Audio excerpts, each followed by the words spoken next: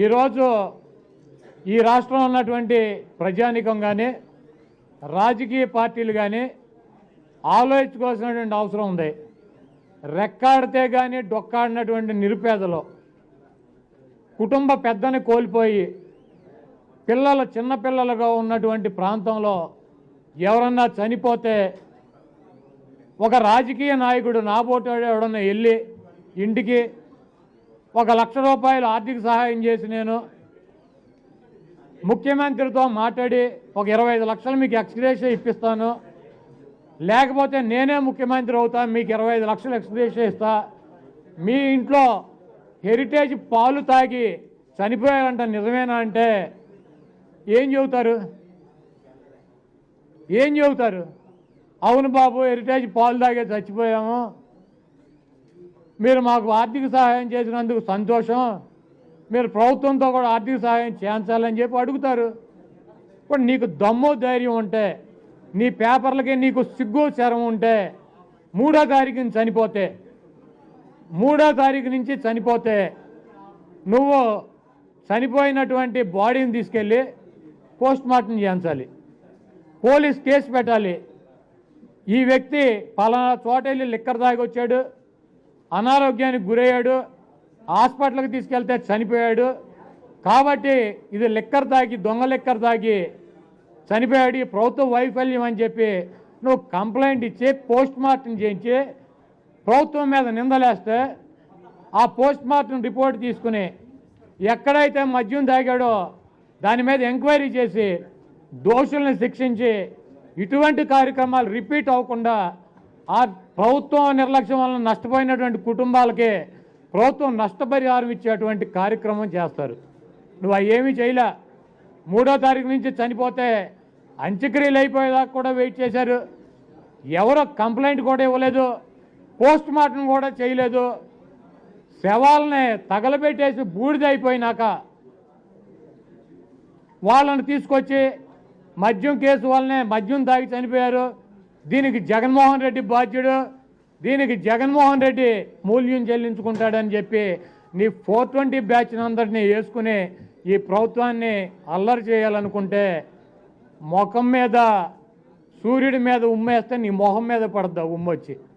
అట్లాగే జగన్మోహన్ రెడ్డి గారు నీతిగా నిజాయితీగా ప్రభుత్వం తాలూకా ఏమన్నా తప్పొప్పులు జరిగితే వాటి వలన ఈ రాష్ట్రంలో ఉన్నటువంటి ప్రజానీకం నష్టపోతే తప్పకుండా దాన్ని సరిచేసుకోవటానికి ఆ కార్యక్రమానికి పాల్పడినటువంటి ఎంతటి వ్యక్తులైనా కూడా వదిలిపెట్టకుండా శిక్షించడానికి మనసు ఉన్నటువంటి తన మన అన్నటువంటి భేదాలు చూడకుండా తప్పుని తప్పు ఒప్పుని ఒప్పు అని చెప్పేటువంటి ముఖ్యమంత్రి జగన్మోహన్ రెడ్డి గారు. అటువంటి వ్యక్తి మీద మీరు ఎటువంటి ఆరోపణలు చేయలేక ఈ ప్రజల తాలూకా ఎటువంటి సమస్యలో మీ దగ్గరికి రాక మీరే కృత్రిమంగా ఇటువంటి 420 న్యూస్లు రాంచుకుని 420 న్యూస్లు వేసుకుని మీ అంతటికి మీరే వెళ్ళి డబ్బులు వెదజల్లి మేము ఎక్స్గ్రేషియాలు ఇస్తాం 25 లక్షలు 30 లక్షలు దీనివల్లనే చనిపోయారని చెప్పి చెప్పమని ఈ ప్రభుత్వాన్ని అల్లరి చేయాలనుకుంటే చంద్రబాబు నీ తరం కాదు. నువ్వు 1000 జన్మలు ఎత్తినా నువ్వు 420 అని, నువ్వు దొంగవని, నువ్వు వెన్నుపోటుదారుడు అని, నువ్వు పెద్ద వెధవు అని ఈ రాష్ట్ర ప్రజలకు తెలుసు. నీ డబ్బా మీడియాని కానీ నీ సొల్లు పేపర్లను కూడా ఈ రాష్ట్రంలో ఎవడో విశ్వసించేవాళ్ళు లేడు. ఒళ్ళు దగ్గర పెట్టుకోవాలని చెప్పి చంద్రబాబు ఈ పిచ్చి కథలు ఈ పిచ్చి స్టోరీలు నువ్వు ఆపకపోతే నువ్వు తీవ్ర పరిణామాలు ఎదుర్కొంటావు. అదేవిధంగా మొన్న చంద్రబాబు నాయుడు ఒక మంగమ్మ శపథం చేశాడు, నేను అసెంబ్లీకి రాను, మళ్ళీ ముఖ్యమంత్రిగానే వస్తా, నా భార్య భువనేశ్వర్ని ఈ సభలో అవమానించారు, ఎవడు అవమానించాలో చెప్పలా, ఏమన్నారో చెప్పలా, అయినా ఒక ఆడదాన్ని భార్యని చూడకుండా తీసుకొచ్చి రోడ్డెక్కిచ్చేసావు. నీకు సిగ్గు శరం లేదు. నీకు 4 ఓట్లు వస్తాయనుకుంటే ఆడవాళ్ళని చూడో, భార్యని చూడో, కోళ్ళని చూడో, కూతురని చూడో, నువ్వు ఒక నికృష్టపు వెధవే. దాంట్లో ఈ రాష్ట్రంలో ఎవరికి కూడా వేరే ఒపీనియన్ లేదు. అయితే ఇది నీ సిద్ధాంతం. నీ కొడుకు నారా లోకేష్ నాయుడు అసెంబ్లీకి వచ్చాడు మండలికి సిగ్గు లేకుండా. అంటే భార్య నాన్నందుకేమో నువ్వు రావు, తల్లినంటే నీ కొడుకు వచ్చేస్తాడు. నీకొక విధానం, నీ కొడుకు ఒక విధానం. నువ్వు ముఖ్యమంత్రి అయినా అవ్వకపోయినా, తల్లిని అవమానించకపోయినా ఆయనకేం అవసరం లేదు, ఆయనకేం సంబంధం లేదు. రాజకీయంగా పేలాలు ఏరుకుంటాకు వచ్చేసాడు. వచ్చి ఈరోజు ఏం చేస్తాడు? నీ పార్టీ ఎమ్మెల్యేలు అందరూ వచ్చేసారు, నువ్వు రాకపోయినా. నీ ఎమ్మెల్సీలు అందరూ వచ్చేసారు.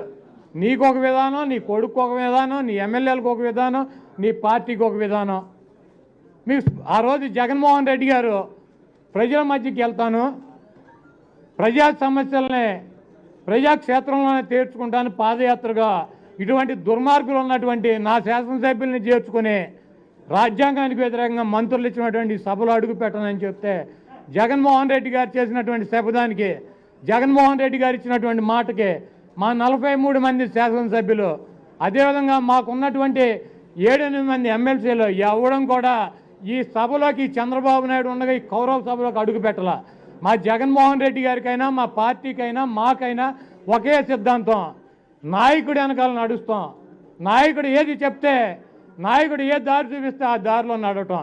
నీకు సిగ్గులేదు, నువ్వు అసెంబ్లీకి రాకపోతే నీ కొడుకు వచ్చి అసెంబ్లీలో కూర్చుంటాడు, నీ ఎమ్మెల్యేలు వచ్చి అసెంబ్లీలో కూర్చుంటారు. నీ భార్యను అవమానించాడని చెప్పినటువంటి మాట ఆఖరికి నీ శాసనసభ్యులు, నీ కొడుకు కూడా నమ్మలేదు. కాబట్టి నువ్వు దొంగవి 420 కాబట్టి వాళ్ళు నిన్ను కాదని చెప్పి అసెంబ్లీకి వచ్చి ఈరోజు నువ్వు బయట రక్తి కట్టించేటువంటి డ్రామాలని ఇక్కడ రక్తి కట్టిస్తున్నారు వాళ్ళు. నిన్న లోకేష్ అంటాడు బాబాయ్ని గొడ్డలతో చంపించాడు జగన్మోహన్ రెడ్డి, వెన్నుపోటు గుండెపోటు అని చెప్పాడని చెప్పి. నువ్వు సిగ్గుపడాలి. వివేకానంద రెడ్డి గారి హత్యప్పుడు నీ ప్రభుత్వం, నీ దిక్కుమాలిన ప్రభుత్వం, నువ్వు ఒక మంత్రిగా, నీ బాబు ముఖ్యమంత్రిగా ఉన్నాడు. ఒక ప్రతిపక్ష పార్టీ సంబంధించినటువంటి ప్రతిపక్ష నాయకుడు జగన్మోహన్ రెడ్డి గారి బాబాయ్, మాజీ ముఖ్యమంత్రి వైఎస్ రాజశేఖర రెడ్డి గారి సోదరుడు ఇంత విచ్చలవిడిగా బరి తెగించి ఇంటిలోనే హత్య చేశారంటే నీ ప్రభుత్వం, నువ్వు ముఖ్యమంత్రిగా ఉండి ఆ రోజు రాజారెడ్డి గారు చనిపోవటానికి కానీ, మొన్న వివేకానంద రెడ్డి చనిపోవటానికి కానీ, వీళ్ళిద్దరు హత్యలకి నీ వైఫల్యం, నువ్వు ఉన్నావు మాకేం కాదు అన్నటువంటి దోషులకి నమ్మకం. అట్టాగే నువ్వేం చేసావు? ఆ కేసుని గాలికి వదిలేసావు. చంపినటువంటి బీటెక్ రవినో, ఆదినారాయణ రెడ్డినో, లేకపోతే నువ్వు మద్దతు ఇచ్చినటువంటి నిన్ను కాపాడుకోవటానికి ఆ కేసును జగన్మోహన్ రెడ్డి గారి కుటుంబ సభ్యుల మీదకే తోసి ఈరోజు సిబిఐ ఎంక్వైరీ జరుగుతుంటే దాన్ని కూడా నీ పత్రికలను అడ్డం పెట్టుకుని తప్పుదోవ పట్టించేటువంటి కార్యక్రమం చేస్తున్నావు అంటే నువ్వు ఎంత దుర్మార్గుడివో. నువ్వు శవాల మీద రాజకీయం చేయాలన్నటువంటి దృఢ నిశ్చయానికి వచ్చినటువంటి 420 గాళ్ళు బాబు కొడుకులు ఇద్దరు కూడా.